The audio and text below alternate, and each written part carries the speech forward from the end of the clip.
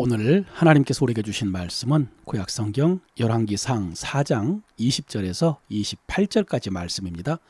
유다와 이스라엘의 인구가 바닷가에 모래같이 많게 되매 먹고 마시며 즐거워하였으며 솔로몬이 그 강에서부터 블레셋 사람의 땅에 이르기까지와 애굽 지경에 미치기까지의 모든 나라를 다스림으로 솔로몬이 사는 동안에 그 나라들이 조공을 바쳐 섬겼더라.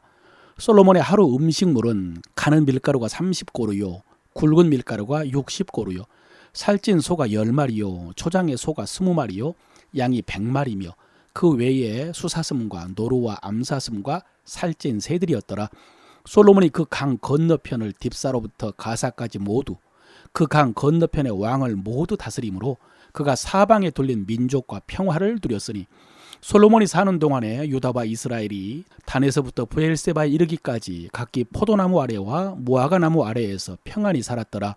솔로몬의 병거의 말 외양간이 4만이요 마병이 12,000명이며 그 지방 관장들은 각각 자기의 맡은 달에 솔로몬 왕과 왕의 상에 참여하는 모든 자를 위하여 먹을 것을 공급하여 부족함이 없게 하였으며 또 그들이 각기 직무를 따라 말과 준마에게 먹일 보리와 꼴을 그 말들이 있는 곳으로 가져왔더라. 아멘. 오늘 말씀을 듣는 동안 성령께서 감동하여 주시고 그 말씀을 묵상하는 동안 마음에 불이 붙어서 하나님의 뜻을 확신하고 또 그 뜻을 이루며 열매 맺는 여러분 되시기를 바랍니다. 오늘 본문의 제목을 정해본다면 솔로몬의 영화라고 할 수 있을 것 같습니다.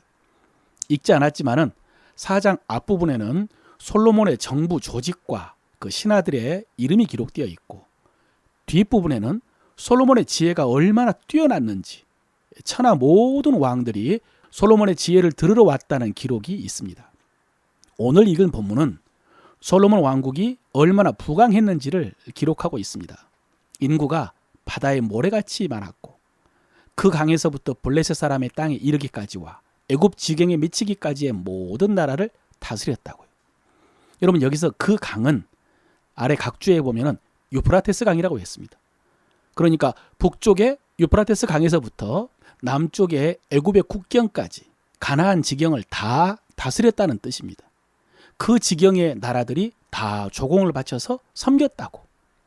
그리고 단에서부터 브엘세바까지를 보통 이스라엘의 영토라고 하는데 그 땅에 사는 백성들이 포도나무 아래와 무화과나무 아래에서 평안히 살았다고. 여러분 이것은 외적들로부터 침략받을 걱정이 없이 평안했을 뿐만 아니라 농작물도 풍년이 들었다 그런 말씀입니다. 그리고 병거와 말들도 많았다고. 한마디로 솔로몬이 다스리는 나라가 태평성대했다라는 그런 말입니다. 그런데 여러분 이 솔로몬 시대의 영화에 대한 오늘 본문의 기록 속에 눈에 띄는 표현이 하나 있습니다. 25절인데요. 솔로몬이 사는 동안에 유다와 이스라엘이 단에서부터 브엘세바에 이르기까지 각기 포도나무 아래와 무화과나무 아래에서 평안히 살았더라. 여러분 이 말씀 가운데 어떤 표현이 눈에 띕니까? 어색한 표현입니다. 바로 유다와 이스라엘이라는 표현입니다. 솔로몬이 사는 동안에 유다와 이스라엘이 여러분 유다와 이스라엘은 솔로몬이 죽은 후에 남과 북으로 분열된 후의 이름입니다. 표현입니다. 그런데 지금 통일왕국 시대인 솔로몬의 시대에 이렇게 구분하여 표현하는 것은 지금 이 성경이 바벨론 포로기에 기록되어 있었기 때문입니다. 지금 이 시대는 솔로몬의 시대지만은 기록은 바벨론 포로 시기에 기록되었기 때문에 성서 신학적인 내용입니다만은 여러분 구약 성경은 바벨론 포로 시대에 그 성경이 회복되고 모아지고 편집되었다라고 하는 것이 정설입니다. 그래서 오늘 본문이 솔로몬 시대의 영화를 기록하고 있지만은 이 본문 속에는 왜 이렇게 부강했던 나라가 멸망했나? 그리고 어떻게 하면 옛날 다윗과 솔로몬 시대의 영화를 재현할 수 있을까? 이런 바벨론 포로들의 신앙적인 질문에 대한 대답이 기록되었다라고 할 수가 있습니다. 그리고 그것은 지금 흐름 속에서 솔로몬은 어떻게 그렇게 부강한 나라를 이루었나 이 부분을 살펴보면 알 수가 있겠죠. 여러분 지금 솔로몬 왕국이 이렇게 부귀영화 태평성대를 누린 원인이 뭘까요? 먼저는 오늘 1절에 유다와 이스라엘의 인구가 바다의 모래와 같이 많게 되었다라는 표현이 있습니다. 여러분, 이 표현은 일반적으로 사람의 수가 많을 때 쓰이는 관용적인 표현입니다. 바다의 모래같이 많았다. 그런데 성경에 이 표현이 가장 먼저 등장한 곳이 창세기 22장에서 하나님께서 아브라함에게 약속을 주실 때입니다. 아브라함이 이삭을 번제로 드리려고 했을 때 그때 하나님께서 아브라함에게 이렇게 약속하셨습니다. 내가 너에게 큰 복을 주고 내 씨가 크게 번성하여 하늘의 별과 같고 바다의 모래와 같게 하리니 그랬습니다. 이 약속은 야곱에게도 하셨는데요. 오늘 본문은 바로 그것이 성취된 것으로 기록하고 있습니다. 또 솔로몬이 그 강에서부터 애굽 지경에 이르는 모든 나라를 다스렸다라고 했는데 여러분, 이 말씀도 창세기 15장에서 하나님께서 아브라함에게 주신 언약입니다. 15장 18절에 그날의 여호와께서 아브라함과 더불어 언약을 세워 이르되 내가 이 땅을 애굽 강에서부터 그 큰 강 유브라데까지 내 자손에게 주노니 라고 했습니다. 이 하나님의 약속이 지금 솔로몬 시대에 이루어진 것입니다. 한마디로 지금 이 솔로몬의 영화는 하나님의 약속의 성취라는 말씀입니다. 하나님의 신실하심, 하나님의 은혜, 하나님의 역사였다는 것이죠. 여러분, 오늘 우리도 마찬가지입니다. 우리에게도 하나님의 언약이 있고요. 우리를 향한 하나님의 뜻이 있고 그 뜻이 하늘에서 이루어졌다라고 했습니다. 하나님께서는 그 뜻을 지금도 우리 삶 가운데서 이루고 계십니다. 사랑하는 성도 여러분, 우리 하나님은 신실하신 하나님인 줄로 믿으시길 바랍니다. 그러니 하나님의 그 언약, 그 하나님의 뜻을 찾으시고요. 기도하시고 그리고 기대하시기를 바랍니다. 또 하나, 오늘 솔로몬의 영화는 다윗의 유산이라는 것을 부인할 수가 없습니다. 다윗이 정복하고 다윗이 이루어 놓은 왕국을 아들 솔로몬이 이어받아서 누린 것입니다. 중요한 것은 다윗이 솔로몬에게 물려준 유산 중에는 이런 부강한 나라의 유산뿐만 아니라 더 중요한 것이 신앙의 유산이었다는 것입니다. 여러분, 이것이 가장 중요합니다. 그래서 3장에서 살펴본 본문 중에 너는 힘써 대장부가 되라 라는 유언이 기록된 것입니다. 그리고 이어서 네 하나님 여호와의 명령을 지켜 그 길로 행하여 그 법률과 계명과 율례와 증거를 모세의 율법에 기록된 대로 지키라. 그리하면 내가 무엇을 하든지 어디로 가든지 형통할지라. 여호와께서 내 일에 대하여 말씀하시기를 만일 네 자손들이 그들의 길을 삼가 마음을 다하고 성품을 다하여 진실이 내 앞에서 행하면 이스라엘 왕 위에 오를 사람이 너에게서 끊어지지 아니하리라 하신 말씀을 확실히 이루게 하시리라. 이런 신앙적인 유언을 남겼습니다. 그리고 솔로몬은 그 유산을 잘 이어받았습니다.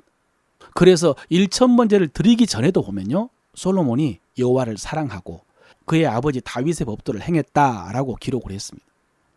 이렇게 솔로몬은 아버지 다윗으로부터 유산을 이어받아서 신앙의 유산도 이어받아서 이런 태평성대를 이룬 것입니다. 여러분, 우리도 마찬가지입니다. 우리도 부모님의 유산을 이어받았습니다. 이 유산이 꼭 물질적인 유산만을 의미하지 않습니다.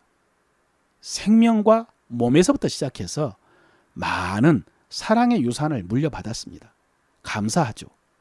또 우리도 자녀들에게 유산을 물려줍니다. 여러분, 아름답고 풍성한 유산을 물려줄 수 있으시기를 바랍니다. 그러나 가장 중요한 유산은 신앙의 유산임을 기억하시길 바랍니다. 그러니 하나님을 경외하고 하나님의 말씀에 순종하는 유산을 물려주시기를 바랍니다. 그런데 여러분, 어쩌면 우리 부모님이나 우리 조상들이 그런 신앙의 유산을 물려주지 못했을 수도 있습니다. 하지만 우리는 예수 그리스도로부터 직접 신앙의 유산을 물려받았습니다. 영원한 유산이죠. 영원한 생명, 영원한 영광을 물려받았습니다. 여러분, 우리가 이것을 알아야 됩니다. 중요합니다. 이것에 대해서 우리가 모르는 것이 너무 많습니다. 정확하게 알아야 됩니다. 그래서 그것을 잘 누리고 잘 지키고 그리고 잘 이루어 가야 합니다. 이를 위해서 다시 한번 에베소 교회를 향한 바울의 기도가 생각이 납니다. 우리 주 예수 그리스도의 하나님, 영광의 아버지께서 지혜와 계시의 영을 너희에게 주사 하나님을 알게 하시고 너희 마음의 눈을 밝히사 그의 부르심의 소망이 무엇이며 성도 안에서 그 기업의 영광의 풍성함이 무엇이며 그의 힘의 위력으로 역사하심을 따라 믿는 우리에게 베푸신 능력의 지극히 크심이 어떠한 것을 너희로 알게 하시기를 구하노라. 여러분, 이 기도가 여러분의 기도가 되고 이 기도가 여러분의 삶 속에서 그리고 여러분의 자녀 손들의 삶 속에서 이루어지시기를 바랍니다. 또 하나, 솔로몬 왕국의 영광의 비결은 3장에서 살펴보았던 솔로몬의 일천 번제와 그로 인한 하나님의 응답입니다. 여러분, 하나님께서 신실하시고 또 아버지 다윗이 엄청난 유산을 물려주었을 뿐만 아니라 솔로몬 자신은 연약하고 그래서 그 왕국을 감당할 능력이 없음을 인정하고 하나님께 일천 번제를 드렸고 또 하나님께 백성들을 잘 돌볼 수 있는 지혜를 구했고 그 결과 하나님께서 지혜도 주시고 지혜뿐만 아니라 부귀 영화를 주셨기 때문에 이런 태평성대를 이루었다라고 하는 것이 지금 성경의 증언입니다. 여러분, 이 모든 것을 다시 바벨론 포로의 시각으로 보자면 이것을 회복해야 한다는 것이죠. 하나님의 신실하심에 대한 믿음, 또 조상들이 물려준 신앙을 지키면서 하나님을 의지하고 순종할 때에 하나님께서 지혜와 능력을 주셔서 이런 영광이 이른다는 것입니다. 말씀을 마칩니다. 사랑하는 성도 여러분, 바벨론의 포로로 잡혀간 이스라엘 백성들뿐만 아니라 그 이후에 지금 현대 이스라엘 유대인들까지 오늘 본문 속에 솔로몬 시대의 영광을 소망하고 있고요. 우리도 이런 부귀 영화와 태평성대를 바라지만 그러나 그 모든 영광은 주님이 이 땅에 임하실 때에 이루어질 것입니다. 그리고 우리는 그날에 오늘 본문 앞에 기록된 솔로몬 왕국의 신하들처럼 주님과 함께 영원토록 다스리며 왕노릇하게 될 것입니다. 이 소망으로 지금 하나님 나라 복음을 전파하는 그 사명을 잘 감당하는 여러분 되시기를 바랍니다.